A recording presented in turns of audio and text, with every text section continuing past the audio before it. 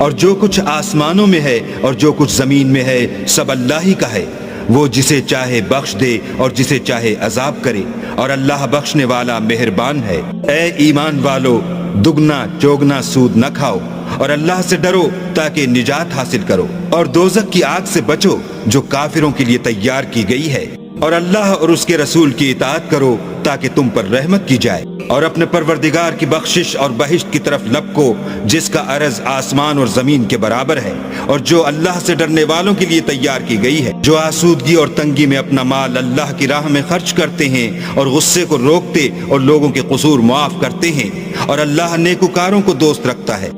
اور وہ کہ جب کوئی کھلا گناہ یا اپنے حق میں کوئی اور برائی کر بیٹھتے ہیں تو اللہ کو یاد کرتے اور اپنے گناہوں کی بخشش مانگتے ہیں، اور اللہ کے سوا گناہ بخش بھی کون سکتا ہے، اور جان بوجھ کر اپنے افعال پر اڑے نہیں رہتے۔ ایسے ہی لوگوں کا صلہ پروردگار کی طرف سے بخشش اور باغ ہیں جن کے نیچے نہریں بہ رہی ہیں، اور وہ ان میں ہمیشہ بستے رہیں گے، اور اچھے کام کرنے والوں کا بدلہ بہت اچھا ہے۔ تم لوگوں سے پہلے بھی بہت سے واقعات گزر چکے ہیں،